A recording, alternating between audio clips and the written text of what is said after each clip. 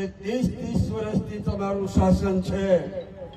આજની તારીખમાં તાલુકા, જિલ્લા પંચાયત, નગરપાલિકા, મહાનગરપાલિકાની ચૂંટણીઓની અંદર એવા તો તમે શું કર્મો કર્યા છે તમારે જનતા સમક્ષ જઈ નથી શકતા।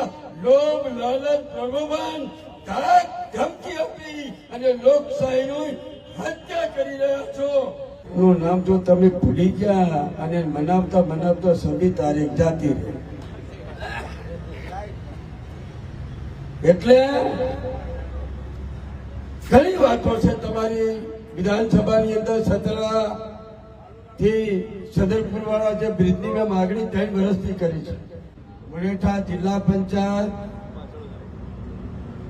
ના ચૂંટણીના મધ્યસ્થ કાર્યાલયના ઉદ્ઘાટન પ્રસંગે આપણી વચ્ચે ઉપસ્થિત આપણા જિલ્લા પંચાયતના ઉમેદવાર ભાઈ રાજુભાઈ જોશી, ગોગાપુરા તાલુકા પંચાયતના ઉમેદવાર પરમાર ભેમાભાઈ, જૂની ભીલડી તાલુકા પંચાયતના ઉમેદવાર મોદી કાંતાબેન, છત્રાણા તાલુકા પંચાયતના ઉમેદવાર રબારી રમીલાબેન,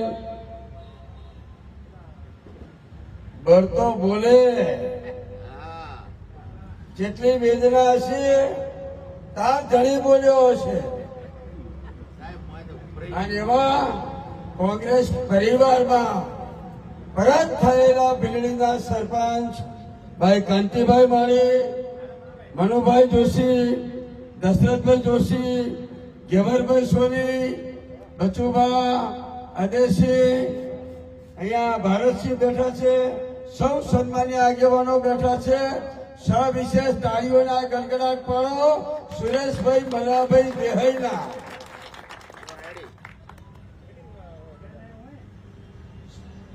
એટલા માટે કે ઉમેદવાર સુરેશભાઈ મલાભાઈ દેહાઈ ફાઇનલ હતા। ઉપરથી મને ફોન આવ્યો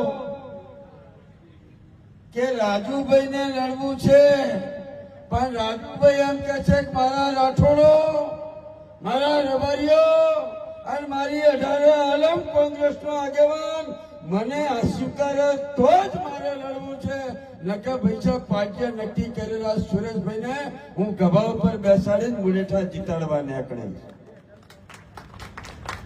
આ રાજુભાઈ ના છે।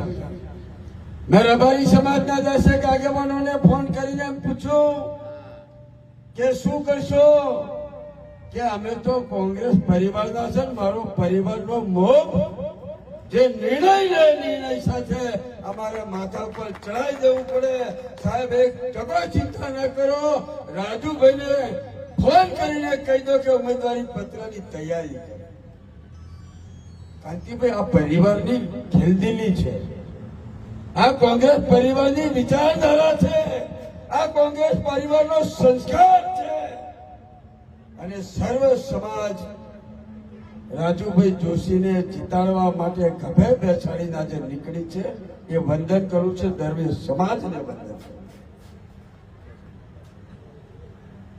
સમય સૌ સંકલન કરનાર સૌ આગેવાનોને વિનંતી કરું છું, 26 તારીખ ચૂંટણી ન પતે ત્યાં સુધી કોઈ ફુલાર નહીં। એક દીકરી આવી કંકુ તિલક કરી સન્માન કરવું, નકે કોક નું નામ જો તમે ભૂલી ગયા અને મનાવતા મનાવતા સભી તારીખ જાતી રહે। એટલે ઘણી વાતો છે તમારી વિધાનસભાની અંદર સતરા થી સદરપુર વાળા જે બ્રિજની મેં માગણી 3 વર્ષથી કરી છે।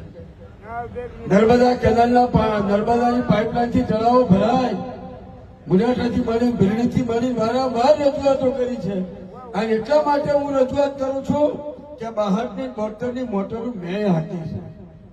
800-900 ફૂટે મારા ગામમાં સ્થળ જતું રહ્યું અને કન્સલ્ટિંગ કંપની એની કામગીરી કરી રહી છે અને ઘણા ટૂંક જ સમયની અંદર એ પાઇપો થી તળાવ ભરવાનું ચાલુ થશે। એટલે એવા પોસ્ટો મૂકે છે એટલું હાસું હોતું નથી। હું અહીંયા બેઠા સર્વ સમાજના આગેવાનોને વિનંતી કરું છું અને ભારતીય જનતા પાર્ટી મારા મીડિયા પત્રકાર મિત્રોનું પણ સન્માન કરું છું, પણ બે શબ્દ કઈ મારી વાણીને વિરામ આપું છું કે 30 વર્ષથી તમારું શાસન છે. આજની તારીખમાં તાલુકા, જિલ્લા પંચાયત, નગરપાલિકા, મહાનગરપાલિકાની ચૂંટણીઓની અંદર એવા તો તમે શું કર્મો કર્યા છે તમારે જનતા સમક્ષ જઈ નથી શકતા. લોભ, લાલચ, પ્રલોભન, ધાક ધમકી આપી અને લોકશાહીનું હત્યા કરી રહ્યા છો. તમે સારા કામ કર્યા હોય તો ધોન વસ્તીગત મત માંગવા, કેમ વસ્તી જોડે મત માંગવા નથી જઈ શકતા? ઘણી વાતો કરીશું, પણ કાંતિભાઈ તમને કોંગ્રેસ પરિવારમાં સન્માન કરું છું અને ખાતરી આપું છું કે ભારતીય જનતા પાર્ટીના ઈશારે જિલ્લાના પ્રશાસને બાબા સાહેબના બંધારણના મૂલ્યોનું જતન કરી અને કઈ પણ જો અડાવડું મારા કોંગ્રેસના એક કાર્યકર ઉપર જો કર્યું છે તો ચૂંટણીની જગ્યાએ રહેશે ગાંધી સીધા માર્ગે અમે હક ને અધિકારની લડાઈ લડવા નીકળીશું. એક પણ મારા કાર્યકર લોકશાહીની ઢબે ચૂંટણી લડશે. અરે ચૂંટણીઓ તો લડાય ગોળ ધડક ફતાહા વેચી ધાક ધમકીઓ આલી ચૂંટણીઓ ના લડાય મારા બાપ. તમે સારા કામ કર્યા હોય તો 18 અલમ જોડે જાઓ, ગોળ ધડક ફતાહા લઈને જાઓ. એ રીતે ચૂંટણીઓ લડાય. કોઈ કર્મચારીને ધમકી આપી, કોઈ સરપંચને ધમકી આપી, કોઈ મારા કાર્યકરને ધમકી આપી, ધમકી કોઈ ખમે નહીં. એ કોણ 48 વર્ષની પાર્ટી છે, કાલ બપોરની નથી.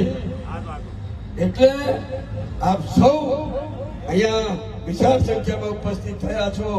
રાજુભાઈનો પરિચય તો મારે ના આપવાનો હોય. ભૂખ્યાનું પેટ ઠારેની ધણી છે, ભૂખ્યાનું પેટ ઠારે ઈ ધણી છે. અને આપણે બધા અહીંયા જે બેઠા છીએ બ્રાહ્મણ તો આપણા સૌના માટે વંદનીય અને પૂજનીય છે. અને બ્રાહ્મણનો દીકરો જયારે ખોળો પાથરે ત્યારે તો તમારે મારે આમ નૃત્યના શેડા ઊંચા કરીને નીકળી જવું પડે. દરબાર મુલેઠાની અંદર એક મત ના બગડવા જોઈએ હતું બા. ભીલડીની અંદર તો ખાતરી આપી છે કાંતિભાઈએ. મુલેઠાના દરબારમાં બેઠા છે સુરેશભાઈ.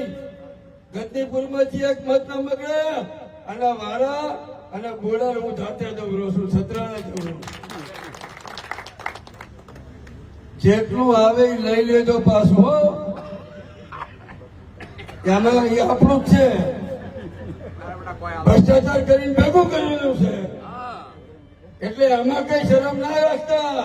પણ સોગંદ ખવડાવે તો કહેજો કે તમે આટલા હાલો છો એના ડબલ હું હાલું અને તમે સોગંદ ખો કે કોંગ્રેસને વોટ આપશો.